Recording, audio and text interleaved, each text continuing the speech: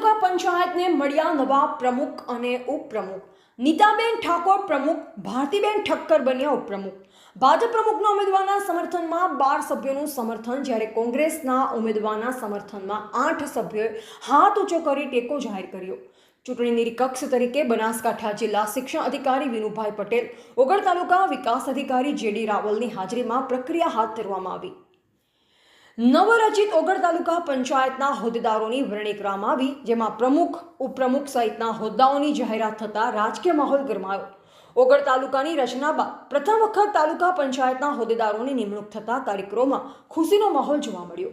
નવા પ્રમુખ નીતાબેન ઠાકોર અને ઉપપ્રમુખ ભારતીબેન ઠક્કર સહિત તમામ હોદ્દેદારોને શુભેચ્છા પાઠવવામાં આવી રહી છે।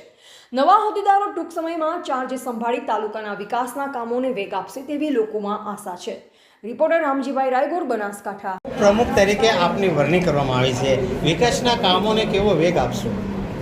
ઓગળ તાલુકાના પંચાયત ઉપપ્રમુખ તરીકે મારી નિમણૂક થઈ છે, તે બદલ હું બધાનો સાથ સહકાર માનું છું અને સારી રીતે ઓગળ તાલુકાના કામોનો વિકાસ કરીશ અને બધાને સાથે રાખીને બધાનું કામ કરીશ।